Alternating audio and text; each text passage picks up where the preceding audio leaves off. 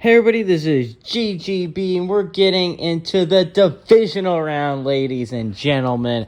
I hope you guys are as excited as I am. We got the Big Ten Bengals playing the AAC Jaguars. This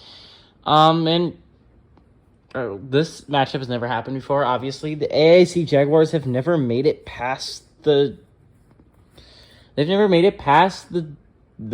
wild card weekend round. So this is going to be really interesting.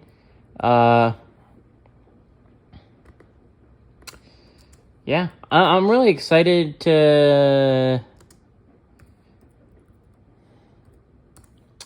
jump into this with you guys. We're going to look at the home field advantage that we have real quick.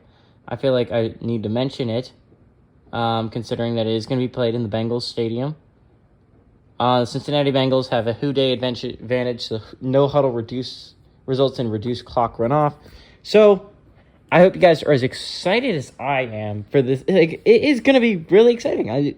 Even if the Big Ten Bengals do win, this is the first time the AAC Jags, or just the AAC in general, have made it this far. This is the first time the Big Ten is the Bengals, by the way. As you could obviously expect, the Bengals are rarely the team with the best head coach for the Big Ten. Normally, we're normally seeing the Big Ten Titans, but this year we got the Big Ten Bengals, with Zachary Taylor being a head coach for the first time for the Big Ten. And, okay, if the AAC wants to win, obviously you look at the Big Ten's roster, and it's going to be tough for them. It really is. Look at that offensive line. It is, okay, so the Jags kick it off here. It's going to be returnable out of the end zone. So you're going to return it to about the 24-yard line, they call it. But just look at this team. Obviously, Tom Brady is a quarterback. The starting quarterback. He's a 99 overall player. Jonathan Taylor is the starting running back, 92 overall. Not to mention the depth there. Ezekiel Elliott's an 88, and Melvin Gordon's an 87. Stephon Diggs, Michael Thomas, and Terry McLaurin are all above 90s in the receiving core. George Kittle's the top tight end with 97. Offensive line's pretty phenomenal as well, with the lowest starting player going to be about an 87 overall. So yeah, it's gonna be interesting how this AAC Jaguars defense attacks it. Shotgun here for Tom Brady though. Takes a snap, 4-man rush. He has time. He fires it to an open Michael Thomas, but he fumbles the ball. And this is how, if you want to win this game, you're the AAC. You have to have plays like that go your way. I think that was Michael Thomas making his first catch of the ball game, and he fumbles that ball. Here comes Case Keenum. And if you want to win this game, Case Keenum needs to have just as great of a game as he did wild card round in the divisional round. If they want to make their first conference championship, this would be a shocker, by the way. This, as big of a shocker it was for the MAC to beat the Independents, this would be about 10 times as big of a shock. Big Ten's the number 2 overall seed, and their fans expect them to, at the very least, make the championship this year. That's where their expectations are. So if they lose in the divisional round to the AAC, that would be heartbreaking to them. Case Keenum takes the snap. He has time. He fires it. Ooh, nice pass and nice catch by Cole Beasley. And again, they want to win this, the AAC. You're looking at that offense. Cole Beasley and Cortland Sutton are going to have to be huge players on the offensive side of the ball. But not to mention, Travis Kelce has to get involved. He was not very involved in the wildcard game. Again, another throw for Case Keenum. He fires it, and it's going to be caught by Cole Beasley. Cole Beasley becoming a go-to target here early on in the game. Cole Beasley's a guy that likes to find open space. He's a slot guy. Marshawn Lattimore there with the tackle. Defense for this Big Ten team is astounding, by the way. Just like the defensive acumen is just amazing. Like, look across the board. There's like 1 or 2 players without a superstar or superstar X factor. Shotgun here for Case Keenum. Takes the snap, handoff. Good amount of running room. Gets the first down. But J.J. Watt with an injury here. And if the Big Ten does move on, J.J. Watt would be a significant loss. He's a 90 overall pass rusher. He's a starting pass rusher for this team. So let's talk about who's going to take over for him. Actually, he's not a starting pass rusher. That's my bad. Okay, so Cam Hayward and Nick Bosa are normally the top 2 pass rushers for this football team. J.J. Watt's only a 90 overall, and Cam Hayward's a 94, and Nick Bosa's a 93. So J.J. Watt's not on the field a whole heck of a lot, but he does serve an important role, I believe, at rush DT, and that hole probably is going to be filled by Chase Young, who's an 86 overall. Under center here is Case Keenum. Takes a snap, handoff once again. Oh, I think T.J. Watt beat off the line, but Tony Pollard somehow gets past him and gets 6 yards on the run. Get to the 7-yard line. Levante David there with the tackle. And this is a solid opening drive for Jacksonville. I understand, or the AAC. I understand they started really close, but they're having a very good drive against a very good defense. Shotgun. Case Keenum has a lot of time, but he's backpedaling, and he's eventually going to get sacked. Big sack there by Chase Young. Like I said, he takes the place of J.J. Watt. Chase Young makes a big impact play there, forcing a 3rd and very long for Case Keenum. Great defense there by the Big Ten Bengals. There was nowhere to go with that football, and obviously Chase Young is able to hit home. And here comes a 3rd and very long for the AAC. So this is going to be a long one for them. They have to get somewhat closer. Big Ten brings a blitz. Oh, he gets sacked once again. Cam Hayward in there for the sack this time. And this is going to make the field goal a lot more difficult. Now, they still have a very good kicker, but 27-yard line, that's going to force about a 42-yard kick. That's not too long of a kick, and a good kicker normally nails that every time. And the AAC's kicker is Matthew Prater. Very good kicker in his own right. And he's been good for a long time in this league. Matthew Prater's going to be out to kick this one. But the Big Ten gets a big stop after a big mistake by their offense. AAC.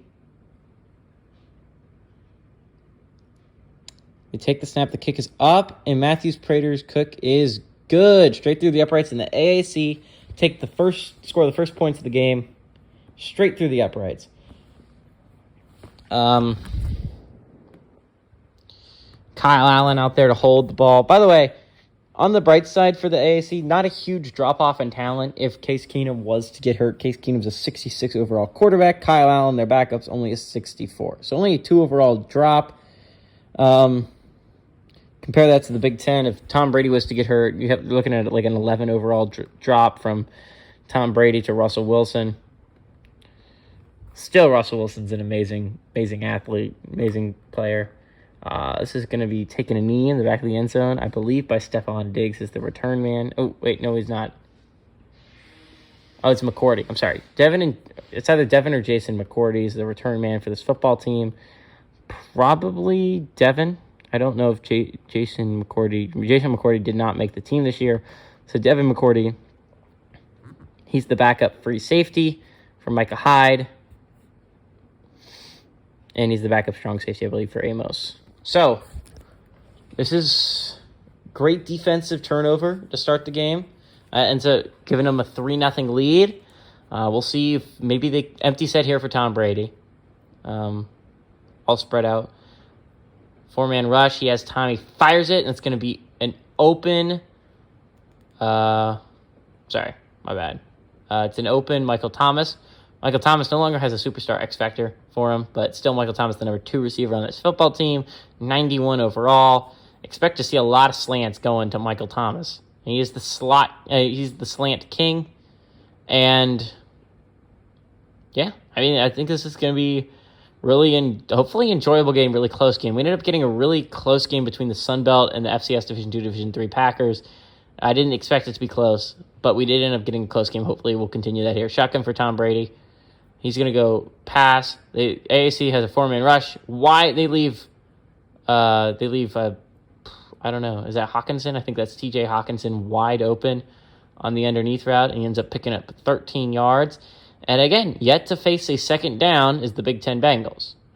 Every time they have converted for a first down or fumbled the ball away. Shotgun here again for Tom Brady. One tight end set here, takes the snap. He fires it quickly, and it's going to be caught by Michael Thomas. Actually, it's not Michael Thomas. That one is going to be, I believe, Chris Godwin, their number 4 receiver, 88 overall player out of Penn State. Godwin's name probably won't be called too much. Unless he might be winning. I think he actually might be the number 1 slot receiver for this football team. So Chris Godwin, we might hear a good amount. But great opening drive here. Actually, second drive for the Big Ten Bengals. But first drive did not end up well. But good second drive. Shotgun here for Tom Brady. 2 tight end set. Takes the snap. Pass once again. He has plenty of time. He fires it to George Kittle underneath. And he's going to fight his way for about 9 yards in that play. And it's going to bring up the second down of the ball game, but it's going to be 2nd and 1. George Kittle gets his first catch of the ball game. Everyone getting involved here early. 2nd and 1. The 19-yard line. Man, this has been really easy for the Big Ten Bengals just to drive down this football field. So hopefully that's not a bad sign for the AAC Jaguars defense. They really got to step it up here. They have a lot of talent on that defense. We'll see if any of it starts to shine through. Empty set here for Tom Brady. I think they might quarterback draw, I think. Shotgun, obviously. 4-man rush. He fires it quickly over the middle. Gets it to George Kittle. And Tom Brady right now is perfect on the day. 6 of 6 for 77 yards. George Kittle's second catch of the ball game. I expect to hear his name a lot, especially if they're matching him up with Stevens. Brandon Stevens, the third-string free safety, 70 overall player at SMU. Under center here is Tom Brady, bringing everyone in tight. They're going to bring guy in motion. They're going to hand off Jonathan Taylor. His first carry of the ball game only goes for 1 yard. AAC did that particularly well against the Mountain West. They had a pretty good run defense. As the game went on, Alexander Madison started to wear them down. But early on in that game, they had a very good run defense. We'll see if that holds up. Everyone in close to the set. Under center is Tom Brady. 2nd and 9 coming up. They're going to go handoff to the outside of Jonathan Taylor. He has some running room, but he's going to get tackled. Great tackle made there on the edge by Jason Pierre-Paul, I believe. Yep, Jason Pierre-Paul is their starting right outside linebacker out of USF. Only a 78 overall, so their second best starting linebacker, the best starting linebacker is Hassan Reddick, 82 overall out of Temple. So 3rd and 9 coming up. Need to get a big stop if you're the AAC. They're going to draw up the middle, and he's going to fight his way. Ezekiel Elliott fights for an 8-yard gain, brings up a 4th and inches from the 2-yard line. It's going to be an interesting choice here. Got to think the Big Ten Bengals probably go for this. Zachary Taylor is a kind of go-for-it coach, and you got basically all of it with Ezekiel Elliott. You could go just hope Jonathan Taylor or Ezekiel Elliott can pound it up the middle. Just trust your offensive line, which has a significant advantage over the defensive line. The best player on the defensive line for the AAC is an 84 overall in Linzal Joseph. And you look at the worst player for your offensive line is an 86 overall. You got to think you have the talent there to just push it up the middle. Looks to be sending the kicker out, though. They do send the kicker out. This is a weird choice, to be sure. Takes the snap. Kick is up and good, but you got a 4th and inches right next to the goal line, and you just come away with 3 points. It's a big stop for the AAC Jags. Don't get me wrong. That was a big play for them to get the stop like that, especially considering how that offense just basically drove down the field without even having a second thought. But I don't know. I feel like I would have probably gone for it there, and I feel like Zachary Taylor in real life probably could have gone for it. But on to kick off the ball is the Big Ten's starting kicker in Robbie Gold. Oh, if kickers get hurt in this league, it's gonna be a rough one. But Robbie Gold out to kick this ball away, the best Big Ten kicker, 80 overall player. This is going to be taken for a knee in the back of the end zone by, I believe, Antonio Gibson is the return man. Actually, Tony Pollard. I'm sorry. Tony Pollard is the return man for the AAC Jags. And onto the field comes the offense again. I don't know why Kelsey's coming off. Either of the Kelseys should be on the football field. But whether it's Travis or Jason, they had a very solid opening drive until all the sacks that Case Keenum started taking. Remember, Cam Hayward and Chase Young both have sacks. And that's not good considering their X factors can be activated. I don't know if Chase Young has an X. I think he might have an X factor, but I know for a fact Cam Hayward does. So watch out for that as we move forward. Shotgun here for Case Keenum. He brings Kelsey in motion. He's going to go fake handoff to him, fake handoff to the running back. He's going to throw it to a wide-open Cortland Sutton who has a lot of running room, and he's going to take it all the way down to the 40-yard line. Actually, I'm sorry, that's not Case Keenum. That's Jordan Akins. Jordan the GOAT Akins. Everyone who's an AAC fan remembers Jordan Akins for his big mistake early on in the AAC Mountain West game that looked like it might have cost them the game. And then later on, he batted a pass, I believe, away from Cortland Sutton that could have been caught for a touchdown, and he ended up getting 0 points on that drive. A lot of people thought he would be remembered for that, but the 72 overall tight end out of UCF is instead probably going to go down as remembered as the guy that scored the game-winning touchdown to send them to the divisional rounds for the first time ever. Shotgun here for Case Keenum. He takes a snap. Four-man rush. He fires it. Oh, that is a quick pass, and he's able to get it out there to, I believe, Cortland Sutton there. And if they actually, Robbie Anderson makes that catch. Robbie Anderson, probably you're not going to hear his name too much. He wasn't said that much in the Mountain West game. Two tight ends set here, close together to the line. Under center is Case Keenum. Takes a snap. It's actually going to be a pass. Four-man rush. He has time. He fires it. That's going to be intercepted. Ooh, there's some running room. There's some running room for him if Case Keenum doesn't head him off.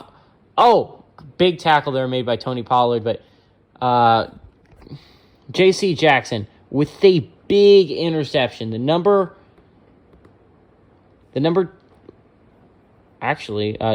corner for this football team. 89 overall, player out of Maryland. He ends up getting a big takeaway for this defense on a drive that looked like the AAC Jags actually had something going. Case Keenum throws into traffic, throws his first interception, I believe, of the entire year. Case Keenum does. Brings up a 1st and 10 at the 15-yard line with Tom Brady at quarterback. And you got to think you at least have the field goal in your back pocket. Probably more. So this isn't looking great for the AAC Jags. Under center here is Tom Brady, one tight end set. He's going to go handoff to Jonathan Taylor, who has not a lot of running room. Immediately tackled there off the edge, only for a 2-yard gain by Hassan Reddick. And Hassan Reddick is one of the better players on defense for the AAC. Players to look out for on the defensive side for the AAC. You have some really great corners in Shaquille Griffin and William Jackson III, and then Linzel Joseph. Under center here is Tom Brady once again. Spread out as receivers. He's going to go handoff to Stephon Diggs, I believe, who's going to walk into the end zone for a touchdown. And that is going to be Stephon Diggs' first and probably last rushing touchdown of the game, barring some weird thing happening elsewhere. But great play call there by Zachary Taylor, handing the ball off to a guy like Stephon Diggs, getting him out in the open field. And the Bengals are likely going to take a 10-3 lead over the AAC Jaguars. Have yet to see a punt in this game, so that's a bright side for both these teams. Unfortunately, we've seen a turnover by both of these football squads, and both of those turnovers have led to points, 7 for the Bengals and 3 for the Jaguars. Only 3 that's been scored off of non-turnovers is when the Bengals drove all the way down the field the next play and got 3 points. Stephon Diggs ends up getting a big rush, gets it all the way into the end zone. It's the only rush so far that really has worked out for a first down. So that's the bright side for the AAC Jags, is you've been stuffing the run. And unfortunately for you, the pass has gone pretty well for Tom Brady in this offense. But lucky you forced a field goal one time. You just got to hope your offense actually does good things this next drive. And they've shown some ability to, but I don't know. You could end up in a massive hole if your offense doesn't start putting together all the way up to the 27-yard line as a return by Tony Pollard. But if your offense doesn't start to put some points on the board, you're going to be put in a rather awkward position as the defense. This defense is really good, by the way. You have a whole bunch of players over 90. Sorry. Obviously, J.J. Watt's injured, and he's a 90 overall. You got Cam Hayward, you have Nick Bosa, you have T.J. Watt, you have Joey Bosa, you have Levante David, you have Denzel Ward, and you have Adrian Amos, all over 90. Empty set here, just to the bottom of the screen. Four-man rush, he fires it. It's almost intercepted again, Case Keenum. And you got to not make decisions like that, my guy. You want any chance of moving on to the next round? A chance at upsetting the Big Ten Bengals, a team that has a great chance of winning it all this year. You need to make not bad decisions. You need to make good decisions. 2 tight ends set here. Kelsey out in the formation. Akins in the set. He's going to go handoff to Tony Pollard, Antonio Gibson this time for a rush of only 3 yards. Brings up a 3rd and 7. Big 3rd and 7, I might add, simply because you need to get a first down here. The offense for the Bengals have seemed unstoppable. You got lucky with the fumble in the first play of the game. The second drive went all the way down to the 2-yard line. They just decided to take the field goal instead of going for it. And then the last possession, they scored a touchdown, obviously. Shotgun, four-man rush. He fires it over the middle to Akins, and Akins is going to pick up that first down. And early on here, Jordan Akins and Cole Beasley seem to be the favorite targets of Case Keenum. And those are 2 names that are probably going to be called a lot here. But names that I haven't said yet and haven't caught a ball yet, obviously Cortland Sutton and Travis Kelce. Both players have yet to catch a ball. Obviously, you're going to be devoting a lot of your attention to Travis Kelce and Cortland Sutton. They're 2 best receiving threats. But you still got to find the way to get the ball to them if you're the AAC. Shotgun here is Case Keenum. Wow. They're going to hand off up the middle. Good fight there by Tony Pollard. Ends up getting about 5 yards on the rush. Actually, 6 yards they mark him. But, man, can I not speak today? Case Keenum, by the way, is the guy in shotgun, not Cortland Sutton. There would be no reason for Cortland Sutton to be in shotgun. But Case Keenum. Tight set here. 2 tight ends. Shotgun for Case Keenum. Takes a snap. Going to go draw up the middle, and that's going to be quickly engulfed there by Casey Hayward. Second tackle of the ball game for Cameron Hayward. I don't know why I kept saying Casey Hayward. 3rd and 6. This is another big 3rd down for the AAC Jaguars. I was saying earlier, there's a big 3rd down. This is another big 3rd down. You cannot give the ball straight back to the Big Ten without putting any points on the board. Chase Young still getting some playing time here. That's unfortunate if you're a Big Ten fan. Chase Young is obviously a very good player, but you're missing out on 4 overall points with J.J. Watt instead. And if J.J. Watt doesn't return, you might lose him for the next game, which would be very heartbreaking for the Big Ten Bengals if they make it to the next round. Shotgun here for Case Keenum. Takes the snap. It's a screen, and he's going to get sacked once again. Second sack of the ball game for Chase Young. Luckily for Case Keenum, he doesn't have an X factor. But Chase Young coming into this game off the bench, a player that wasn't even supposed to see the field a whole lot here today. Chase Young has come off the bench and provided a spark on defense for this Big Ten Bengals squad. And we're going to see the first punt of the day by Thomas Morstead, 77 overall punter out of SMU. So, Morstead's out here to punt this ball away. And this needs to be a good punt if you're Thomas Morstead. You cannot give Tom Brady good field position. Punt is off, and it looks like it's going to land at about the 20-yard line, and going to be tackled around the 22-yard line is Antoine Winfield Jr., another great choice at punt returner because, again, not going to see the field a whole lot. I mean, he's a decent player, but no risk of injuring a starter, which is good. 3 minutes and 46 seconds left in the quarter. And if you're the AAC Jaguars, you need something positive heading into the second. You start off the game so well, but your offense has yet to show really. You shoot. It was a pretty good drive, second to last drive, but ended up in the turnover that gave them points. So under center here is Tom Brady. Tight formation here. They're going to go handoff to Jonathan Taylor, who has a big hole, but again, only going to pick up about 4 yards on the play. Good tackle made there by Eric Wilson. Eric Wilson is the number 2 middle linebacker for this team, 73 overall player out of Cincinnati. Him and Zaven Collins are probably going to be seeing a lot of time today, both of them being 73 overall middle linebackers. Shotgun here for Tom Brady.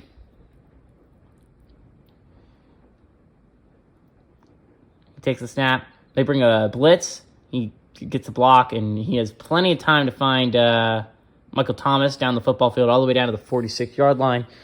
And Tom Brady seems to be spreading this ball out pretty evenly here. The only receiver that I haven't really heard name called is Terry McLaurin. Scary Terry, but really getting it to everyone else. Great blocking on the offensive line. Everyone had one man, and they did a very good job of getting Tom Brady just enough time to get that ball out to Michael Thomas. This defensive line isn't a slouch by any stretch of the imagination for the AAC. Got Linzel Joseph, Ed Oliver, Derek Wolfe, and Bryce Huff. Shotgun here for Tom Brady, 2 tight end set. He's going to go handoff to Jonathan Taylor, who has some running room, but eventually going to get tackled for only about a 4-yard gain. Yeah, they mark him a 4-yard gain. Run straight through Eric Wilson. Yeah, this is done a great job here early on by the AAC is stopping the run, but the problem is the pass. They have yet to show any pass rush on Tom Brady. Shotgun here for Tom Brady, 2 tight end set. Takes the snap. They bring a 5-man rush. He fires it, and he's going to be able to get it to George Kittle all the way down to the 32-yard line, 17-yard gain there. And again, have yet to show any ability to get a pass rush on Tom Brady and really no ability to cover this elite receivers. And I get it. This is a tough receiving core to cover. There's just so many threats on everywhere you look. And tight end room, core and George Kittle, or the wide receiver room with Stephon Diggs and Michael Thomas. This is going to be a tough one for these guys to handle. Tom Brady, especially getting the superstar X Factor, is not going to help matters at all. Shotgun here for Tom Brady, empty set, 4-man rush. He fires quickly underneath, and that's going to be tackled for about only about a gain of 4. So good play made there by the defense. First catch, I think, of the ball game for Ezekiel Elliott. Yeah, Ezekiel Elliott should see the field a decent amount. Him and Jonathan Taylor seem to be splitting snaps.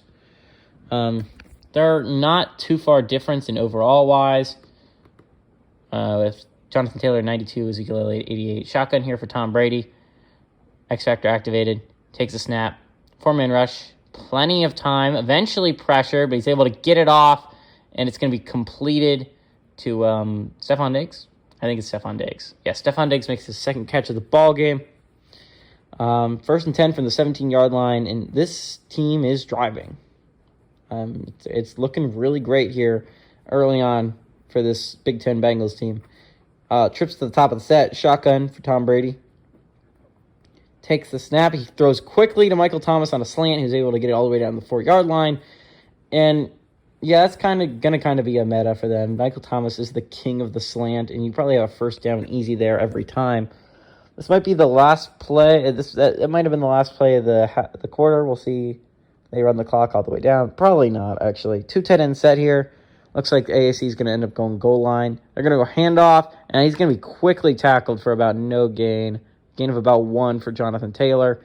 I hope you guys enjoyed that first quarter of action. Only 5 seconds left. Looks like it could be a pretty close game. Also could be a Bengals blowout. We'll see in the second quarter. Hey, everybody, this is GGB. Wishing good luck to both teams and saying adios, amigos.